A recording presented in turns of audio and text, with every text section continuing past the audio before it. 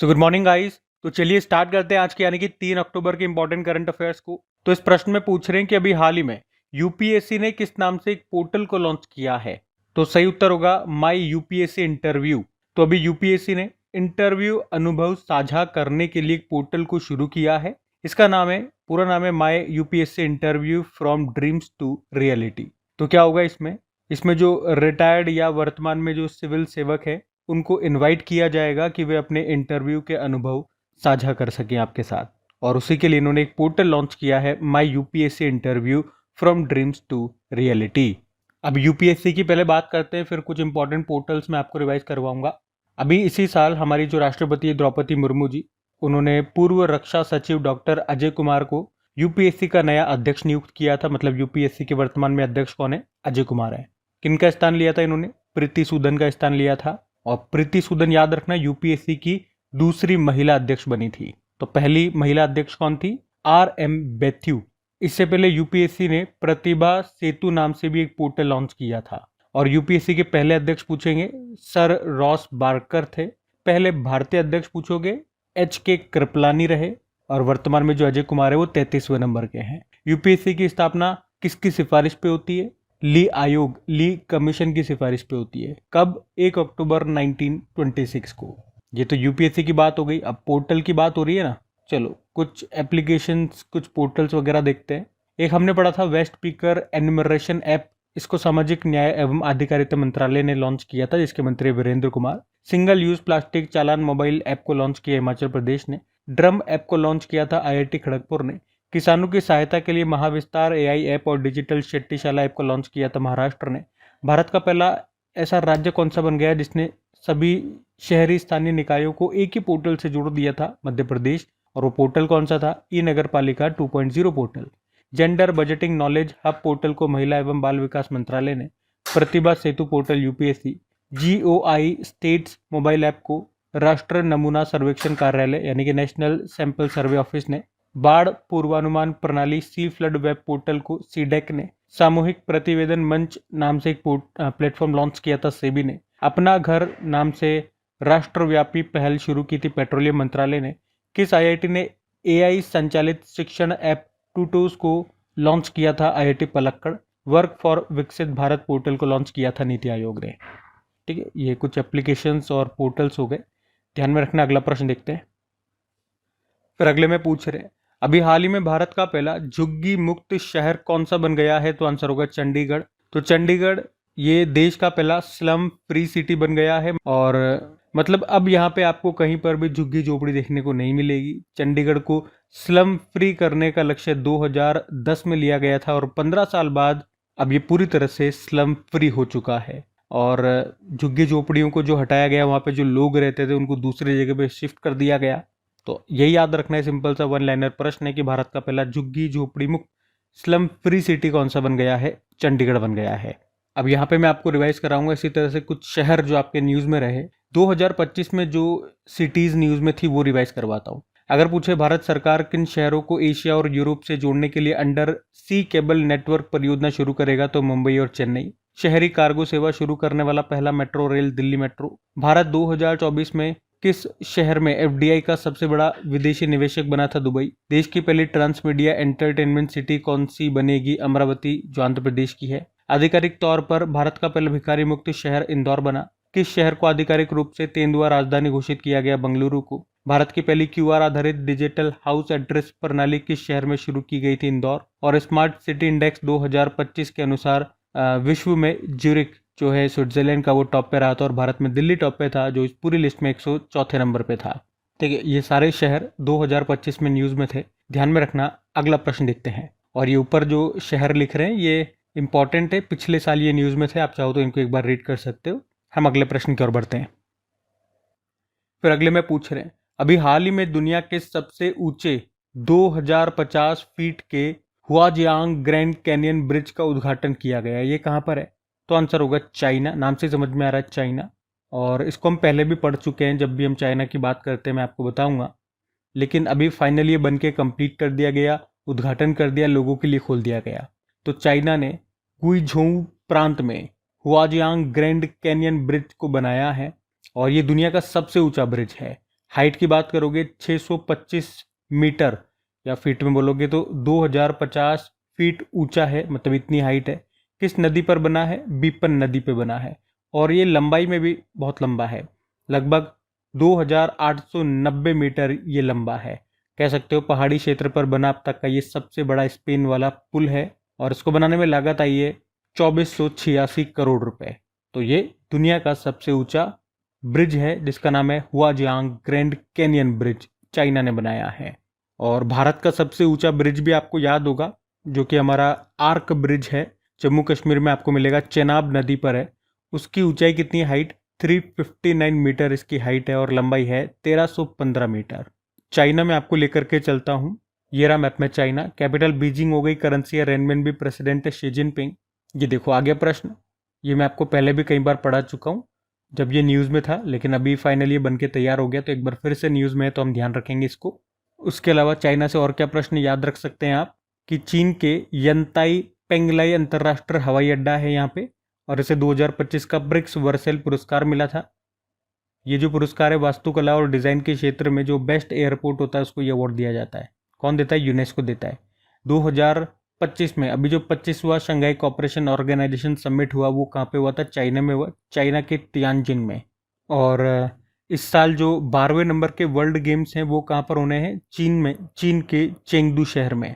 और 2029 वाले जो 13वें वर्ल्ड गेम्स होंगे वो होंगे जर्मनी में। दुनिया का पहला विश्व ह्यूमनॉइड रोबोट गेम्स अभी ये चीन में ही हुआ था, चीन के बीजिंग शहर में। समिट हमने देख लिया, एससीओ समिट। 11वां वुमेन्स हॉकी एशिया कप 2025 ये हुआ चीन के हांगझाऊ में। इसमें टॉप पे चाइना था, दूसरे स्थान पे भारत रहा था। और चीन के वैज्ञानिकों ने दुनिया का पहला बोन ग्लू, हड्डी को चिपकाने वाला एक पदार्थ बनाया है, जो टूटी हुई हड्डियों को 2 मिनट में जोड़ दे। आपकी 2 मिनट में मैगी भी नहीं बनेगी, उससे पहले हड्डी जुड़ जाएगी। तो ये है बोन ग्लू, हड्डियों को जोड़ने वाला एक पदार्थ बनाया है चाइना ने। ठीक है, तो इन सब कारण से अभी चाइना न्यूज़ में है, ध्यान में रखना। अगला प्रश्न देखते हैं। अच्छा मुझे आप ये बताओ, चलो, चाइना की एक नदी है जो एशिया की सबसे लंबी नदी भी है, उस नदी का नाम क्या है? और वैसे चीन का शोक किस नदी को कहते हैं? चलो ये तो मैं बताता हूँ, हुआंग हो नदी, येलो रिवर भी इसको कहते हैं, चीन का शोक कहते हैं। आप तो बता दो एशिया की सबसे लंबी नदी कौन सी है। अब हम अगले प्रश्न की ओर बढ़ेंगे।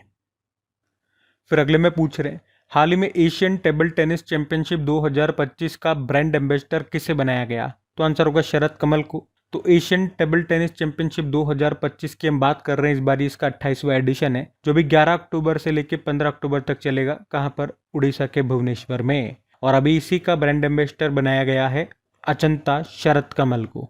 शरद कमल ये टेबल टेनिस प्लेयर है, हम जानते ही हैं। कहाँ से बिलोंग करते हैं? चेन्नई तमिलनाडु से। और 10 बार नेशनल टेबल टेनिस चैंपियन ये रह चुके हैं।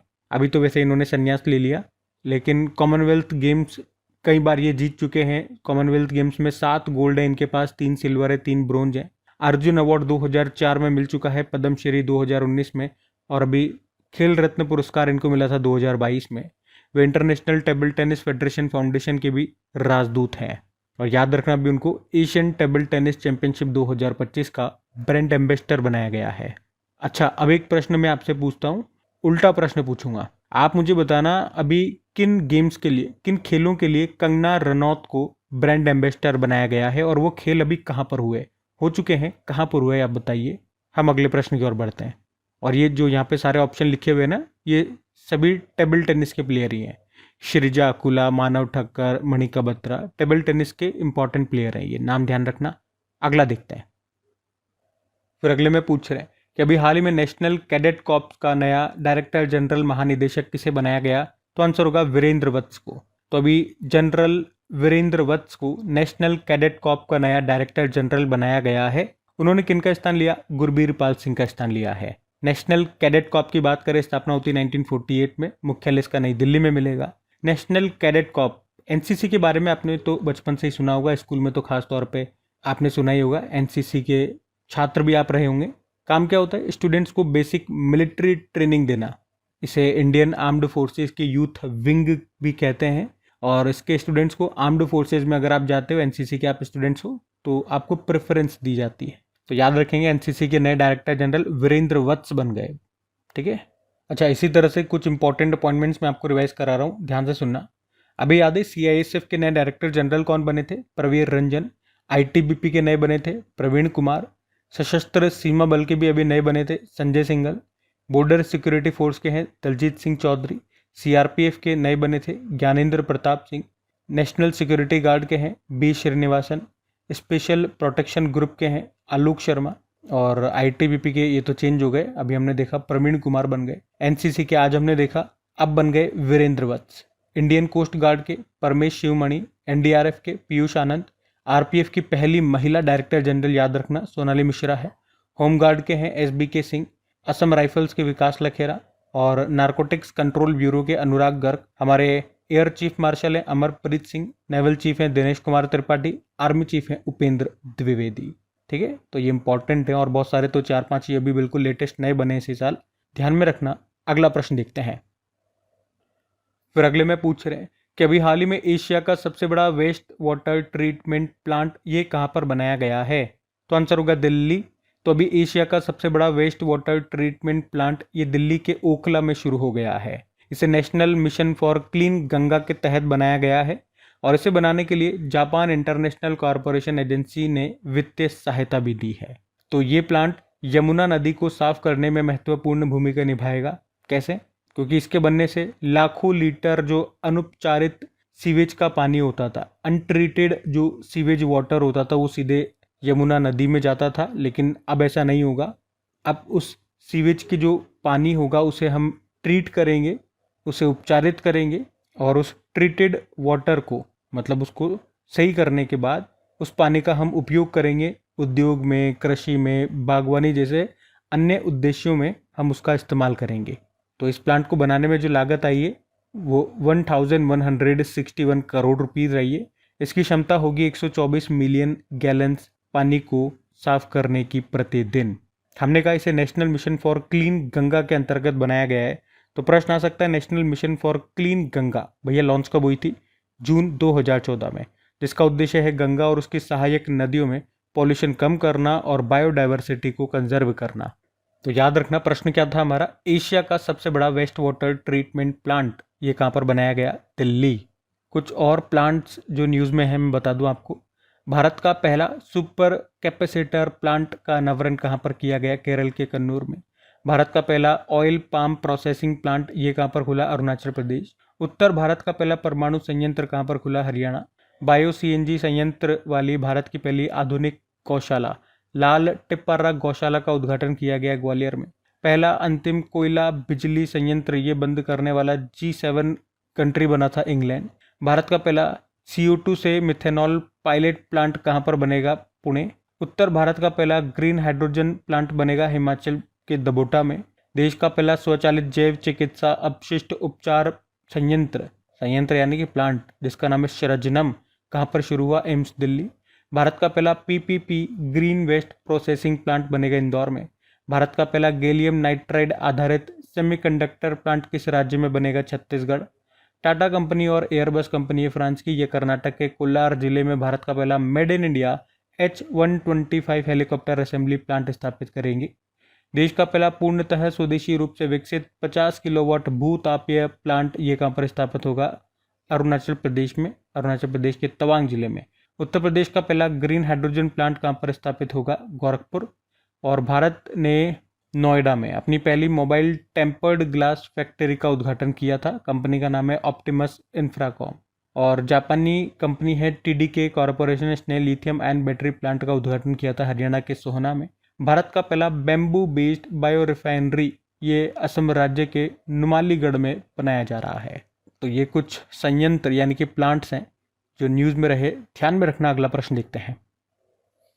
फिर अगले में पूछ रहे हैं कि अभी हाल ही में 11वां वर्ल्ड ग्रीन इकोनॉमी समिट ये कहाँ पर आयोजित किया गया? तो आंसर होगा यूनाइटेड अरब अमीरात। वर्ल्ड ग्रीन इकोनॉमी समिट 2025 11वां एडिशन हुआ अभी इसका 1 और 2 अक्टूबर को, जिसका उद्देश्य था ग्रीन इकोनॉमी को बढ़ाना और उस पर चर्चा करना।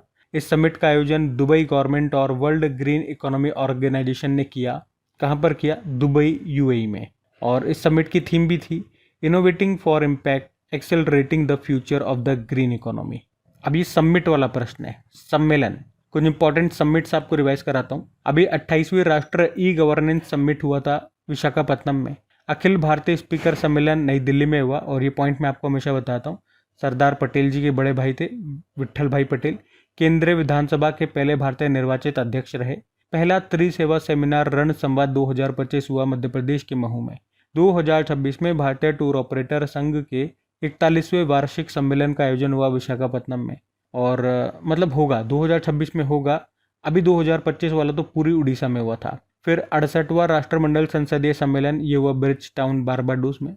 5वां आसियान इंडिया यूथ समिट हुआ गोवा में। पहली बार दिल्ली के बाहर अनुसूचित जाति जनजाति संसदीय समिति का राष्ट्र सम्मेलन हुआ भुवनेश्वर। 20वां ग्लोबल सस्टेनेबल समिट हुआ नई दिल्ली में। सेमिकॉन इंडिया 2025 ये हुआ दिल्ली के यशो भूमि में। और तीसरा पूर्वोत्तर विमानन शिखर सम्मेलन 2025 ईटानगर में। International conference on space 2025 Bengaluru में। 5वां वर्ल्ड टी कॉन्फ्रेंस हुआ कोच्चि केरल में, और ये पहली बार है जब इसका आयोजन भारत में हुआ। 5वां राजभाषा सम्मेलन ये अभी गुजरात में हुआ था, गुजरात के गांधीनगर में, जिसका उद्घाटन खुद हमारे गृह मंत्री अमित शाह ने किया था। ठीक है, ये कुछ सम्मेलन से अभी न्यूज़ में थे, ध्यान में रखना। अगला प्रश्न देखते हैं। फिर अगले में पूछ रहे हैं, हर साल अंतर्राष्ट्रीय अहिंसा दिवस कब मनाया जाता है? तो आंसर होगा इसका 2 अक्टूबर को। आप सबको पता है 2 अक्टूबर को हर साल हम international day of non violence यानी कि अंतर्राष्ट्रीय अहिंसा दिवस के रूप में मनाते हैं।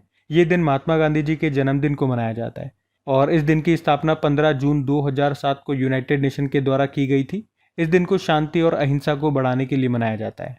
अच्छा, वैसे बात यहीं पे ख़त्म नहीं हो जाती। महात्मा गांधी जी की जयंती को तो ये होता ही है। 2 अक्टूबर को लाल बहादुर शास्त्री जी की भी जयंती होती है। वे भारत के दूसरे नंबर के प्रधानमंत्री रहे थे। भारत का सर्वोच्च सम्मान 1966 में उनको मिला था। उन्होंने जय जवान जय किसान का नारा दिया था, और अभी उनकी 121वीं जयंती मनाई गई है। उनका जन्म हुआ था 2 अक्टूबर 1904 में मुगल सराय उत्तर प्रदेश में, और इनकी समाधि का नाम क्या है? विजय घाट है, जबकि महात्मा गांधी जी की समाधि थी राजघाट। और 2 अक्टूबर को ही लिखना स्वच्छ भारत दिवस भी होता है। तो ये प्रश्न आ सकता है, स्वच्छ भारत अभियान कब शुरू हुआ था? 2 अक्टूबर 2014 को। और अभी 1 अक्टूबर को हमने अंतर्राष्ट्रीय वृद्धजन दिवस के रूप में मनाया था, वो भी ध्यान रखना। अगला प्रश्न की ओर बढ़ते हैं।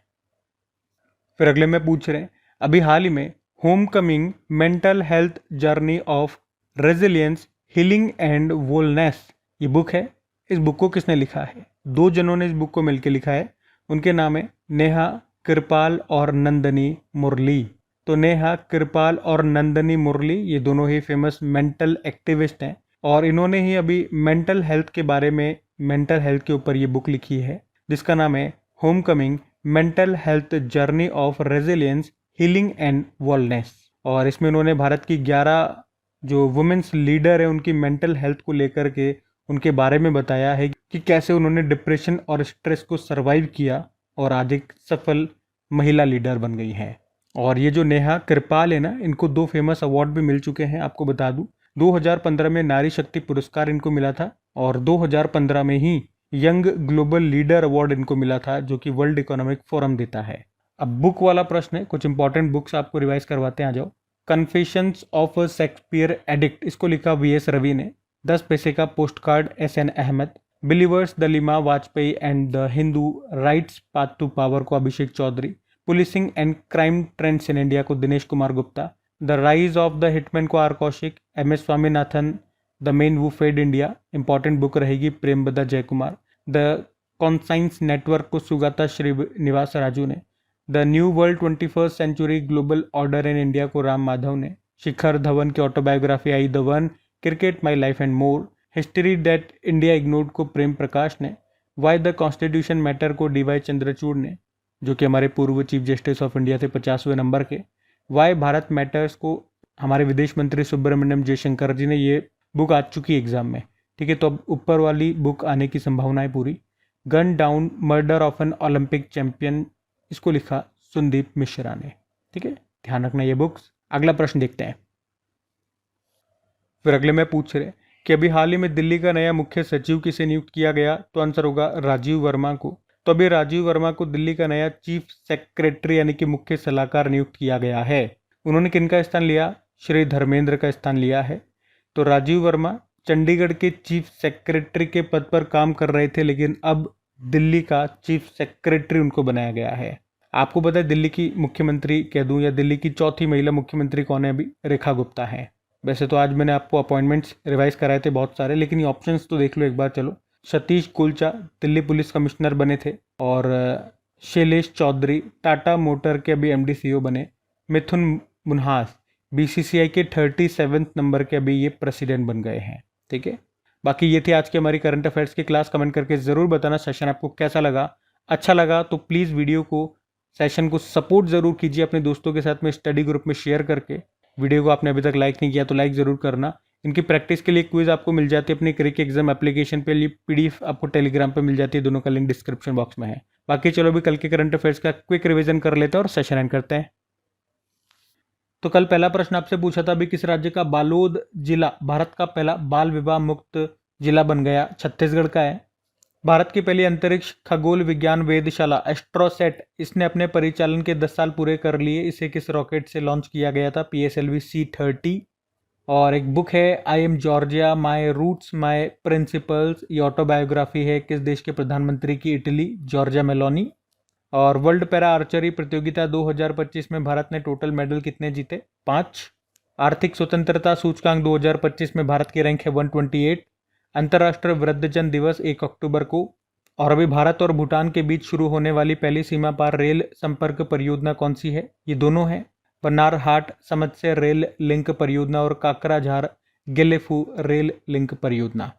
फिर पूछा बांधवगढ़ टाइगर रिजर्व में हाथियों की निगरानी के लिए भी कौन सा ऐप लॉन्च किया गया? तो गज रक्षक एप्लीकेशन। बेस्ट ऑफ इंडिया भारतीय परिधान और वस्त्र मेले का आयोजन ये कहाँ पर किया गया? रशिया। और आखिरी प्रश्न था आईसीसी और यूनिसेफ ने मिलकर कौन सा अभियान शुरू किया? बच्चों से वादा अभियान, यानी कि प्रॉमिस टू चिल्ड्रन। बाकी चलो कल का भी होमवर्क प्रश्न देखते हैं और सेशन एंड करते हैं। तो कल आपसे पूछा था अभी US open tennis grand slam 2025 में मेन सिंगल का टाइटल किसने जीता? तो आंसर होगा कार्लोस अल्काराज। आप सभी ने प्रश्न का बिल्कुल सही उत्तर दिया। अब ये आज का आपका होमवर्क प्रश्न।